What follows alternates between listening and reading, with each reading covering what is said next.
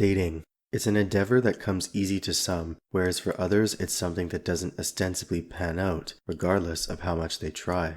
Irrespective of your dating prospects, it's evident that everyone has preferences, whether they realize it or not. Whomever you end up possessing romantic feelings for, and ultimately decide to date, is a result of your dating preferences. Perhaps you're attracted to a certain physical trait, like eye color, or perhaps you're enamored with personality traits, like charisma or generosity. Evidently, it's usually the case where a combination of physical and personality traits ends up catching your attention. However, these days, some commentators are remarking that possessing dating preferences, totally or in part, is discriminatory, racist, and the like. Hence, because they are inherently discriminatory and perceived as morally reprehensible, then they should be eliminated or minimized to the greatest extent possible. I find this notion to be absurd, not to mention that it appears to be a thinly veiled form of thought control and social engineering.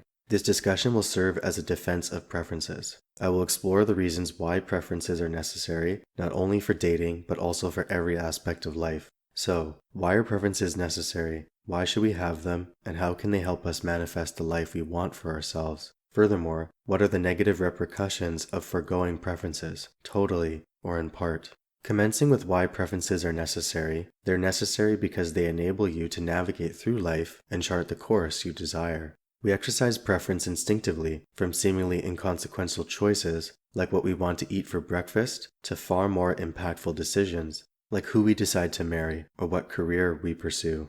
As an individual, with your respective experiences and background, you're far more likely than any other person to know what you want. For the most part, you know what desires you have and also what you want to achieve in life. These preferences of yours are a component of what constitutes your character and identity because they influence your actions. Whatever you pursue is a result of preference. This is most evident in school and work because the specialization is determined as a result of you choosing your preference among a plethora of viable alternatives. Dating is no different, and instead of education topics or career fields, you find that people are the viable alternatives. When you choose a partner, you inevitably end up rejecting or discriminating against all the others in spite of how good they might be. In economics, there is a great deal of discussion around preferences, specifically something referred to as opportunity cost. Fundamentally, opportunity cost is the price of the next best thing that you forgo when making a certain choice. Here's an example. I only have a few dollars to buy food. I could buy a cheeseburger or a hot dog, and I eventually decide that I want a cheeseburger. The opportunity cost is the hot dog, or all the other food choices I could have selected with my available funds. In terms of dating, the opportunity cost pertains to the other individuals you could have dated, instead of who you end up choosing. By making certain decisions, we realize consciously or unconsciously that opportunity cost exists. Even so, the choice we make is inevitably worth more than the opportunity cost of the forsaken options, at least from our perspectives. So, preferences enable us to create the life we want with the person we desire to date, among other things. Indeed, but we can't leave out a vital aspect of dating and relationships: love. Ideally, they're primarily driven by love in the sense that there's someone we love and we hope that they return the sentiment. We don't want to be stuck in a relationship where we aren't loved and where we're incapable of loving the other person in return. You've likely experienced this at some point, where someone liked you, but you didn't return their feelings. As a result, you enacted your preference of not dating them because you refused to go beyond the friend zone threshold. Indeed, there's nothing inherently wrong with exercising that preference. Just because someone likes you and or desires to date you doesn't mean that you're obligated to reciprocate those sentiments. Dating, in spite of the present culture's lackadaisical attitude toward the subject, can lead to great intimacy. Yet in the same vein, it can also cause extreme vulnerability because one cannot become intimate without some level of vulnerability. If a person isn't careful, this vulnerability will be exploited in ways that they may not always foresee. Your preferences will enable you to be spared of that fate, not to mention that it certainly helps to be picky concerning love and relationships. Choosing a life partner is a momentous decision, one that shouldn't be taken lightly, no matter how long they stick around for.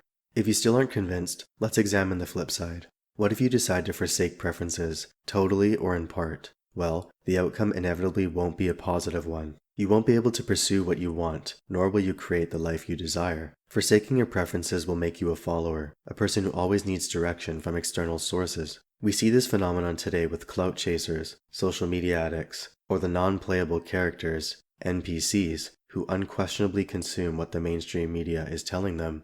These are a few examples, but you've probably encountered people like this in your own life. Individuals who cannot act on their own accord, and they require their hand to be metaphorically held through everything. Abandoning preferences will prevent you from exercising your autonomy for dating and other life dimensions. Additionally, taking this course of action could land you in a detrimental relationship, marriage, or a far worse potentiality. An example I can think of is two people dating and getting married for the wrong reasons. Not only are they now stuck with the person they don't want to be with, freeing themselves from the marriage has become arduous and will lead to a comparably detrimental, if not worse, outcome than remaining together. Thinking about a situation like this, where a marriage ends in a nasty divorce, it's best to avoid that conclusion entirely, either by forgoing marriage or marrying someone you actually want to be with. There are no guarantees surely, as our preferences can sometimes lead us astray, but I know for myself that I want to exercise my autonomy, and I realize that my decisions can lead to certain outcomes.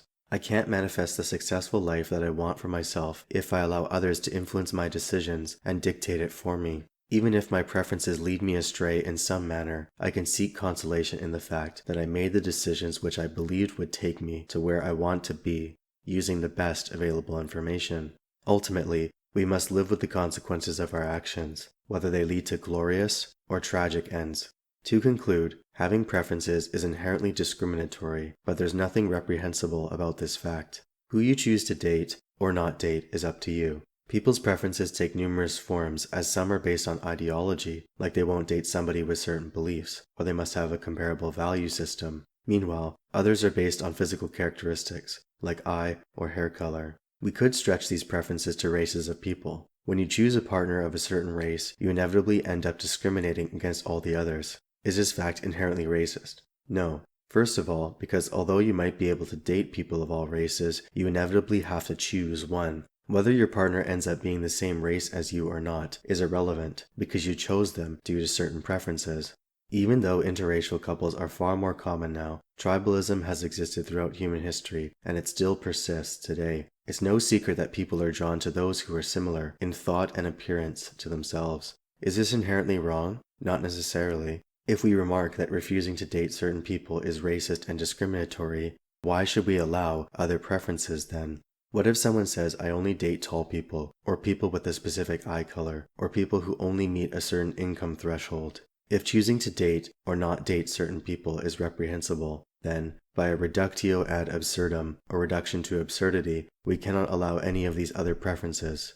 Simply absurd, you would likely remark. Indeed. Another question I have in response to this notion is, what if someone dates and marries someone of a different race than themselves? Does this mean that they're racist to their own race of people, that they can't stand their own race because they chose a partner of a different race? Once again, not necessarily. It's ostensibly not the case, as the majority of people primarily choose their partners based on qualities that are irrespective to their race, like ideological beliefs and personality traits, with some physical qualities in the mix as well. Sure, preferences might be harsh, like refusing to date someone who isn't an adequate height or isn't as good looking, but people certainly have the ability and the right to pursue them. Freedom of thought and conscience is a constitutional right after all, one that should continually be enshrined. So, date or not date who you wish, and exercise your ability to have preferences. Dating is inherently discriminatory, yes, but if everyone has preferences and exercises them, then how can they admonish others for doing so? Essentially, how can they classify the process as morally reprehensible, but simultaneously continue to exercise preference in their own lives?